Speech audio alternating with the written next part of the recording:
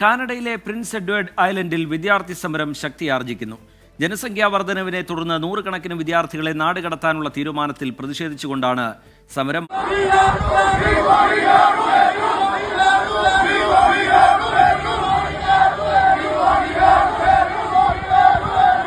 മധു കൊട്ടാരക്കര ന്യൂജേഴ്സിയിൽ നിന്ന് വിവരങ്ങളുമായി ചേരുന്നുണ്ട്. മധു, ആ പ്രതിഷേധം ശക്തിയാർജിക്കുന്നു, വലിയ രീതിയിലുള്ള പ്രതിഷേധത്തിലേക്ക് പോകുന്നു.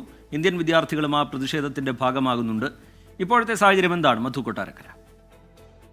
ശ്രീജിത്ത്, ഈ കുടിയേറ്റ നിയമങ്ങളിൽ പെട്ടെന്ന് മാറ്റങ്ങളൊക്കെ വരുത്തിയതോടെയാണ് ഈ കാനഡ പ്രിൻസ് എഡ്വേർഡ് ഐലൻഡിലെ നൂറുകണക്കിന് ഇന്ത്യൻ വിദ്യാർത്ഥികൾ ഉൾപ്പെടെയുള്ള ഈ മറ്റു വിദ്യാർത്ഥികളൊക്കെ നാടുകടത്തൽ ഭീഷണിയിൽ പെട്ടിരിക്കുന്നത്.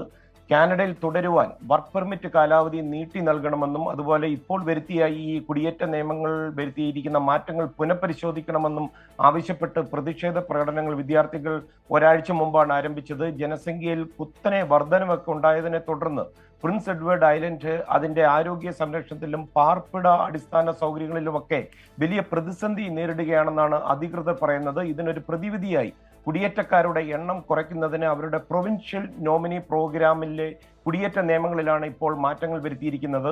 ഇതോടെ കാനഡയിലെത്തിയ അന്തർദേശീയ വിദ്യാർത്ഥികൾ, പ്രത്യേകിച്ച് ഇന്ത്യൻ വിദ്യാർത്ഥികളുടെ ഭാവി ഒരു ചോദ്യചിഹ്നമായി മാറുകയാണ്. കാനഡ ഗവൺമെന്റ് ഈ കുടിയേറ്റ നിയമങ്ങൾ പെട്ടെന്ന് മാറ്റുകയും അവർക്ക് വർക്ക് പെർമിറ്റ് നിരസിക്കുകയും ചെയ്തതായിട്ടാണ് പ്രതിഷേധിക്കുന്ന ഇന്ത്യൻ വിദ്യാർത്ഥികൾ ആരോപിക്കുന്നത്.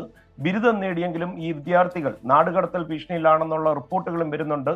ഷാർലറ്റ് ടൗണിൽ കഴിഞ്ഞയാഴ്ച വിദ്യാർത്ഥികൾ ആരംഭിച്ച ഈ പ്രതിഷേധ പ്രകടനത്തിൽ ഓരോ ദിവസം കഴിയുന്തോറും കൂടുതൽ പേർ അണിനിരക്കുകയാണ്. ഇപ്പോൾ ഏകദേശം 500ഓളം വിദ്യാർത്ഥികൾ ഈ പ്രതിഷേധ പ്രകടനങ്ങളുടെ ഭാഗമായി തെരുവിലിറങ്ങിയിരിക്കുകയാണ്.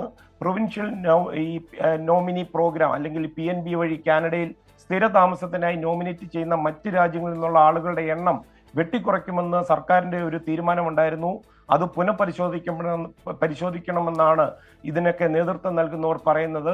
കഴിഞ്ഞ വർഷം ജൂലൈയിൽ പ്രത്യേക യോഗ്യതയുള്ള വിദ്യാർത്ഥികൾക്ക് മാത്രമായി ബിരുദാനന്തര വർക്ക് പെർമിറ്റ് പരിമിതപ്പെടുത്തുന്ന നിയമം ഈ പ്രിൻസ് എഡ്വേർഡ് ഐലൻഡ് സർക്കാർ പാസാക്കിയിരുന്നു. നിർമ്മാണം, അതുപോലെ വീട് നിർമ്മാണം, ആരോഗ്യ സംരക്ഷണം, ഇങ്ങനെയൊക്കെയുള്ള മേഖലകളിൽ യോഗ്യതയുള്ള വിദ്യാർത്ഥികൾക്ക് മാത്രമാണ് ഇപ്പോൾ പെർമിറ്റ് അനുവദിക്കുന്നത്.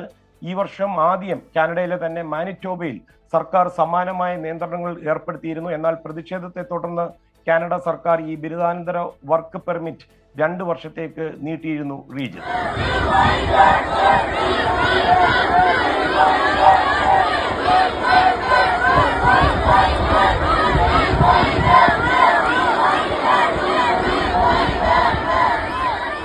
മധു കൊട്ടാരക്കര, ഈ പ്രതിഷേധം സ്വാഭാവികമായും ഭരണകൂടം മുന്നിൽ കണ്ടതാണ്. അത് പക്ഷേ കൂടുതൽ ശക്തിയാർജിക്കുന്ന നിലയിലേക്ക് പോകുന്ന സാഹചര്യം, കൂടുതൽ വിദ്യാർത്ഥികൾ ആ സമരത്തിന് ഐക്യദാർഢ്യം പ്രഖ്യാപിക്കുന്ന സാഹചര്യം, ഇതിനെ ഭരണകൂടം കാണുന്നത് എങ്ങനെയാണ് മധു കൊട്ടാരക്കര? ഈ പെട്ടെന്നുള്ള ഈ കുടിയേറ്റക്കാരുടെ ഇടയിലുള്ള ഈ വർധനവാണ്, അവരുടെ അടിസ്ഥാന സൗകര്യങ്ങളും ഒക്കെ പെട്ടെന്നൊരു വർധനവ് വരുമ്പോഴത്തേക്ക് സർക്കാരിന് ഹാൻഡിൽ ചെയ്യാൻ പറ്റുന്നതിലേക്കും അപ്പുറത്തേക്ക് പോകുന്നത് കൊണ്ടായിരിക്കാം ഒരുപക്ഷെ ഇങ്ങനൊരു പെട്ടെന്നൊരു തീരുമാനം, ഇങ്ങനൊരു ടൗൺഷിപ്പ് കൊണ്ടുവന്നിരിക്കുന്നത്. ഇതൊരുപക്ഷെ മറ്റ് ചില സമാനമായ ടൗൺഷിപ്പുകളും അടിസ്ഥാന സൗകര്യങ്ങൾ കുറവുള്ള ടൗൺഷിപ്പുകൾക്ക് ഇതേ രീതിയിലുള്ള ഒരു ഭീഷണി ഉണ്ടാകാനും, ഇത് തന്നെയല്ല നമ്മൾ ഒരുപാട് ഇന്ത്യൻ വിദ്യാർത്ഥികൾ നമ്മുടെ കേരളത്തിൽ നിന്ന് എത്തുന്നവർക്ക് ഇതൊരു വലിയൊരു പ്രശ്നമായിട്ട് മാറുകയും ചെയ്യും. റീജിത്ത്, ശരി. മധു കൊട്ടാരക്കര വിവരങ്ങൾ നൽകുകയായിരുന്നു ന്യൂജേഴ്സിയിൽ നിന്ന്. കാനഡയിലെ പ്രിൻസ് എഡ്വേർഡ് ഐലൻഡിൽ വിദ്യാർത്ഥി സമരം ശക്തിയാർജിക്കുകയാണ്. നൂറുകണക്കിന് വിദ്യാർത്ഥികളെ നാടുകടത്താനുള്ള തീരുമാനത്തിൽ പ്രതിഷേധിച്ചുകൊണ്ടാണ് സമരം. ഇന്ത്യൻ വിദ്യാർത്ഥികളും ആ സമരത്തിന്റെ ഭാഗമാകുന്നുണ്ട്.